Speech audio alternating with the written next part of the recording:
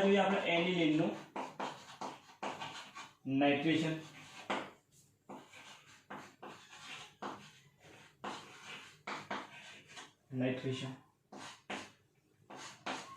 તો એનિલીન નું નાઇટ્રેશન કરશું એટલે NO2 સમૂહ જોડાશે. તો એનિલીન જે છે જેમાં NH2 સમૂહ એ ઓર્થોપેરા નિર્દેશક સમૂહ છે. ઓર્થોપેરા એટલે કે આપણને ઓર્થોપેરા મળશે.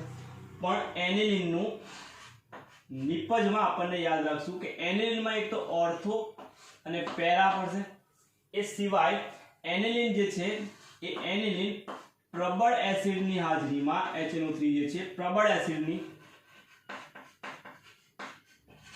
એસિડની હાજરીમાં પ્રોટોન સ્વીકારે એટલે કે H+ સ્વીકારે એનિલીન બનશે. એનિલિનિયમમાં એનિલિનિયમ બનશે. એનિલીન છે પ્રબળ એસિડમાં H+ સ્વીકારી એનિલિનિયમ બનશે અને આ એનિલિનિયમ જે છે એ છે મેટા નિર્દેશક.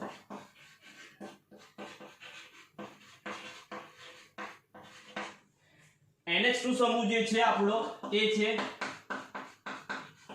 ઓર્થોપેરા નિર્દેશક, જ્યારે એનિલિનિયમ છે મેટા નિર્દેશક. એટલે ત્રણ નિપજ મળશે આપણને, ઓર્થો, પેરા અને મેટા. તો આપણે નિપજ જે છે એ ત્રણ મળશે. કઈ ત્રણ મળશે? તો PMO યાદ રાખશું. PMO MCQ માટે પેરા, મેટા અને ઓર્થો. એના પર્સન્ટેજ જે છે 51% પેરા એટલે કે 51, 47 અને 2. PMO 51, 47, 2 મતલબ 51% મળશે પેરા, 47% મેટા અને 2% મળશે ઓર્થો. આ ત્રણ નિપજ મળશે, ઓર્થો, પેરા અને મેટા. તો જોઈએ સમીકરણ આપણે. એનિલીન,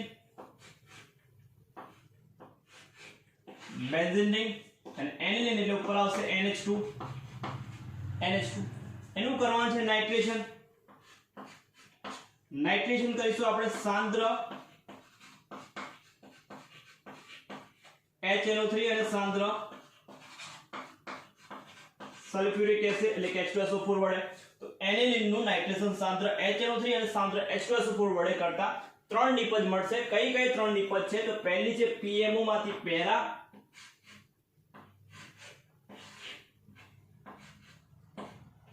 NH2, પેરા પર આવશે NO2 તો પેરા નાઇટ્રો એનિલીન. બીજી નિપજ આપણે યાદ રાખશું M એટલે મેટા પર યાદ રાખશું તો NH2 અને મેટા પર NO2. તો પેરા, મેટા અને ત્રીજી નિપજ જે છે એ મળશે આપણને ઓર્થો.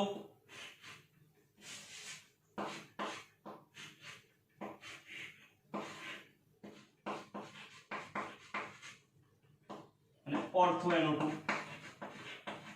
તો ત્રણ નિપજ આપણને મળશે. એનિલીન નું નાઇટ્રેશન કરતા ત્રણ નિપજ મળશે. કઈ ત્રણ છે? પેરા, મેટા અને ortho.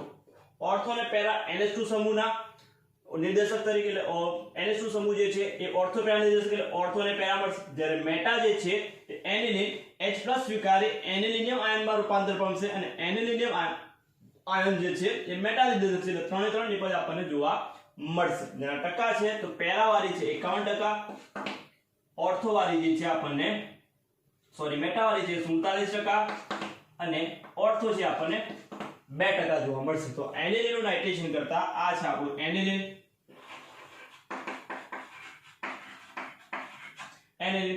Para nitro એનિલીન, meta nitro એનિલીન અને ઓર્થો નાઇટ્રો એનિલીન નિપજ તરીકે મળે છે. જો એનું આપણે કોઈ એક જ નિપજ મેળવી છે સપોઝ પેરા, તો એનું નિયંત્રિત જે છે તો પહેલા એસિડાઇઝેશન કરશું એસિટિક એનહાઇડ્રેટ વડે. એનું નાઇટ્રેશન કરી અને આપણે પેરા છે નિપજ એટલે નિયંત્રિત જેને આપણે કહેવાશે નાઇટ્રેશન. તો એનિલીન માંથી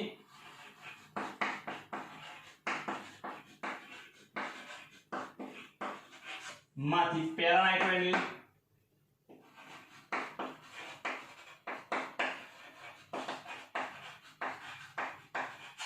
એનિલીન માંથી પેરા નાઇટ્રો એનિલીન જોઈએ આપણે. તો પેરા એનિલીન નું કરીશું આપણે એસિડાઇલેશન. તો એનિલીન એટલે બેન્ઝીન ઉપર NH2 और એની પ્રક્રિયા કરશું એસિટિક એનહાઇડ્રેટ સાથે. એસિટિક એનહાઇડ્રેટ એટલે કે CH3CO2O અને એસિટિક એનહાઇડ્રેટ પ્રબળ બેઝની હાજરીમાં એટલે કે પિરિડીનની હાજરીમાં કરવું પડશે.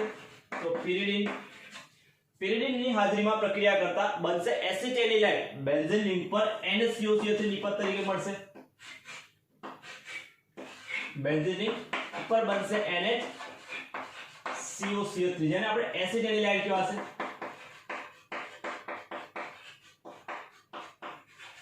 એસિટેનિલાઇડ. તો એનિલિન નું એસિટાઇલેશન કરશું જેથી આપણને એસાઇલેશન અથવા તો એસિટાઇલેશન કરશું એસિટિક એનહાઇડ્રાઇડ વડે પેરિડીનની હાજરીમાં. તો એસિટેનિલાઇડ.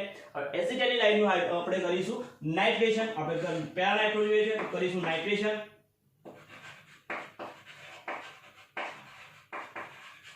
નાઇટ્રેશન કરીશું સાંદ્ર HNO3 પ્લસ સાંદ્ર H2SO4. તો નિપજમાં મળશે આપણને બેન્ઝીન રિંગ ઉપર બનશે NaCO3 અને પેરા પર નિપજ મળશે NO2. પેરા પર મળશે NO2 અને આ એસિટેનિલાઇડ નો આપણે કરી નાખશું એસિડ અથવા બેઝની હાજરીમાં જળ વિભાજન. એસિડ અથવા બેઝની હાજરીમાં જળ વિભાજન. તો નિપજમાં આપણને મળશે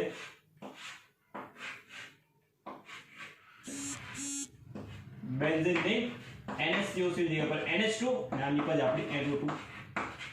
તો પેરા નાઇટ્રો એનિલિન. તો એસિટેનિલાઇડ એસિટિક એનહાઇડ્રાઇડ સાથે પ્રક્રિયા કરી એસિટેનિલાઇડ, એસિટેનિલાઇડ નું નાઇટ્રેશન કરી પેરા નાઇટ્રો એસિટેનિલાઇડ અને પેરા નાઇટ્રો એસિટેનિલાઇડ નું જળ વિભાજન કરી આપણે પેરા નાઇટ્રો એનિલિન જે મેળવી શકીએ. તો આ તો એનિલિન નું નાઇટ્રેશન. તો પહેલા નાઇટ્રેશનમાં PMO, પેરા, મેટા અને ઓર્થો.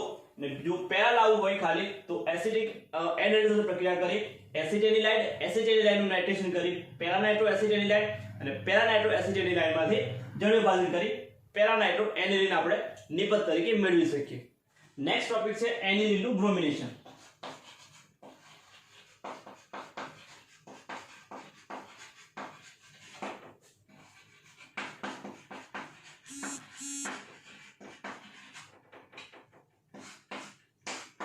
એનિલિન નું બ્રોમિનેશન. એનિલિન નું બ્રોમિનેશન આપણે કરવાનું છે. તો એનિલિન નું બ્રોમિનેશન કરીશું.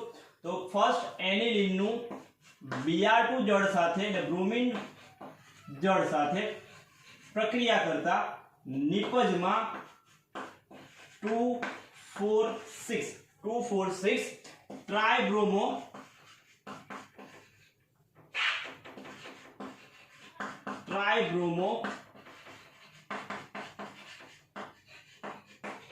એનિલિન મળે છે જેના સફેદ અવક્ષેપ મળે છે. ટ્રાઇબ્રોમો એનિલિન ના સફેદ અવક્ષેપ મળે છે. તો એનિલિન નું બ્રોમિનેશન બ્રોમિન જળ વડે કરતા નિપજમાં 246 ટ્રાઇબ્રોમો એનિલિન ના સફેદ અવક્ષેપ મળે છે. સફેદ અવક્ષેપ મળે છે. તો સમીકરણ સ્વરૂપે જોઈએ આપણે તો એનિલિન ની પ્રક્રિયા કરીએ છીએ તો બેન્ઝીન રિંગ ઉપર આવશે NH2, બેન્ઝીન રિંગ ઉપર NH2 જેને આપણે એનિલિન કહીશું. પ્રક્રિયા કરીએ છીએ બ્રોમિન જળ સાથે તો 3Br2, બ્રોમિનેશન કરીએ છીએ બ્રોમિન જળ તો Br2 જળ. બ્રોમિનેશન કરતા નિપજમાં મળશે આપણે 246 એટલે કે બેન્ઝીન રિંગ ઉપર આવશે NH2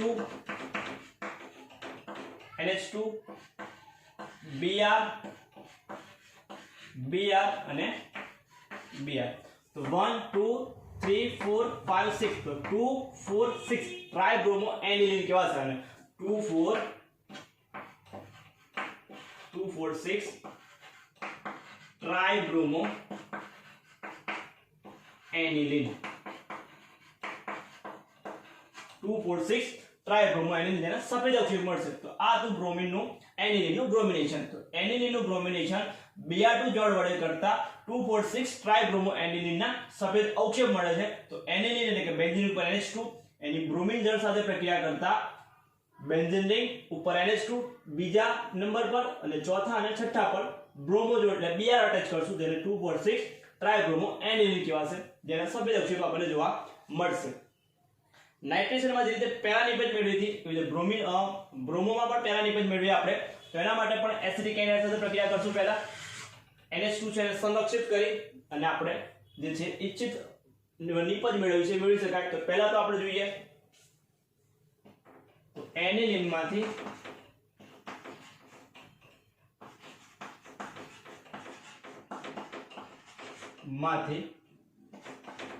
પેરાબ્રોમો એનિલિન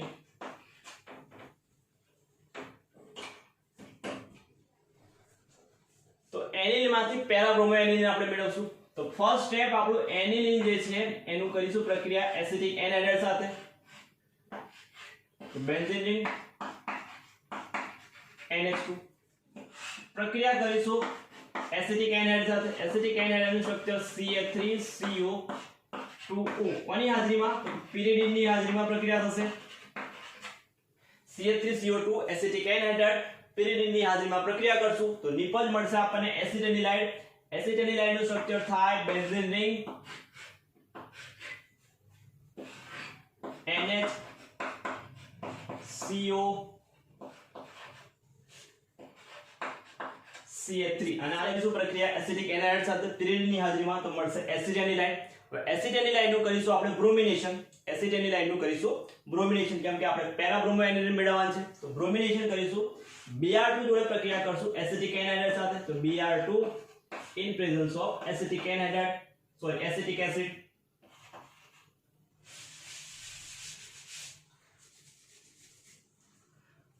તો પેરાબ્રોમો એનિલિન માટે પહેલા તો એનિલિનની પ્રક્રિયા કરવી પડશે એસિટિક એનહાઇડ્રાઇડ સાથે પિરિડિનની હાજરીમાં. તો નિપજ મળશે આપણને બેન્ઝીન રિંગ ઉપર NHCO3 જેને એસિટેનિલાઇડ પાસે એસિટેનિલાઇડનું કરીશું આપણે બ્રોમિનેશન.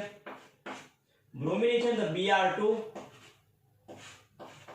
એસિટિક એસિડ હશે CH3COOH એસિટિક એસિડની હાજરીમાં.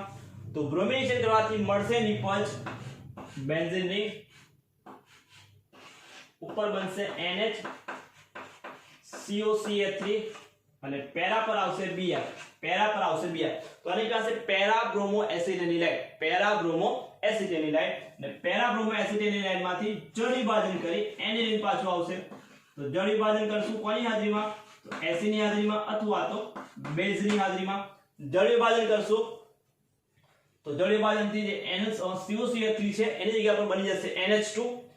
તો નિપજમાં મળશે આપણને બેન્ઝીન રિંગ ઉપર આવશે NH2 એનિલિન બનાવી દેવાનું અને Br લગાવી દેવાનું પેરા પર. આ નિપજને કહીશું પેરાબ્રોમો અને NH2 છે તો એનિલિન આપણે નિપજ પેરાબ્રોમો એનિલિન. તો એનિલિન માંથી પેરાબ્રોમો એનિલિન એસિટેનિલાઇડ માંથી પેરાબ્રોમો એસિટેનિલાઇડ અને પેરાબ્રોમો એસિટેનિલાઇડ નું જળ વિભાજન કરી પેરાબ્રોમો એનિલિન આપણે નિપજ તરીકે મળશે. ત્યાર પછી નેક્સ્ટ ક્વેશ્ચન છે એનિલિન નું સલ્ફોનેશન.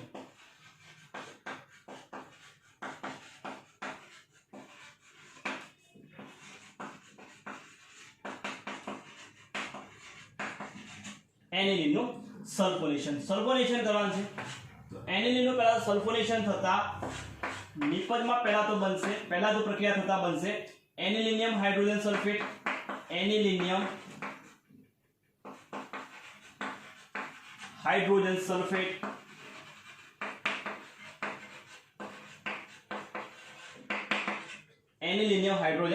મળશે. તો એનિલિન નું સલ્ફોનેશન થતા એનિલિનિયમ હાઇડ્રોજન સલ્ફેટ અને એનું આગળ સલ્ફોનેશન કરશું. એનું સલ્ફોનેશન 453 થી 473 કેલ્વિન તાપમાને H2SO4 સાથે પ્રક્રિયા કરતા સાંદ્ર H2SO4 સાથે પ્રક્રિયા કરતા 453 થી 473 કેલ્વિન તાપમાને સાંદ્ર H2SO4 સાથે પ્રક્રિયા કરતા નિપજમાં મળશે આપણને para amino benzene sulphonic acid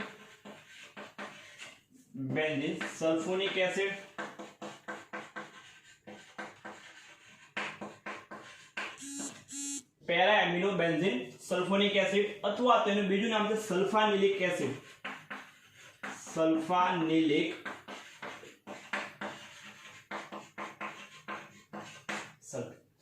તો પહેલા તો એનિલિન નું H2SO4 સાથે પ્રક્રિયા કરતા એનિલિનિયમ હાઇડ્રોજન સલ્ફેટ મળશે જેનું 453 થી 473 કેલ્વિન તાપમાને પ્રક્રિયા કરતા સાંદ્ર H2SO4 સાથે પ્રક્રિયા કરતા para amino benzene sulphonic acid અથવા સલ્ફાનિલિક એસિડ નિપજ તરીકે આપણને મળશે. પ્રક્રિયા આપણે લખીએ તો એનિલિન તો બેન્ઝીન રિંગ ઉપર NH2 આ આપણું એનિલિન એનિલિનની પ્રક્રિયા કરવાની છે સલ્ફોનેશન. તો પ્રક્રિયા કરીશું સાંદ્ર H2SO4 સાથે. તો સાંદ્ર H2SO4 સાથે પ્રક્રિયા કરતા તો મળશે નિપજમાં આપણને એનિલિનિયમ હાઇડ્રોજન સલ્ફેટ એટલે કે બેન્ઝીન રિંગ ઉપર બનશે NH3HSO4 આ પ્લસ માઈનસ આની પાસે એનિલિનિયમ હાઇડ્રોજન સલ્ફેટ જેનું 453 થી 473 કેલ્વિન તાપમાને 453 થી 473 કેલ્વિન તાપમાને H2SO4 સાથે પ્રક્રિયા થતા નિપજમાં મળશે આપણને બેન્ઝીન રિંગ ઉપર NH2 અને અહીં બનશે SO3H. બેન્ઝીન રિંગ ઉપર NH2 નીચે SO3H. આનું નામ થશે para amino benzene sulphonic acid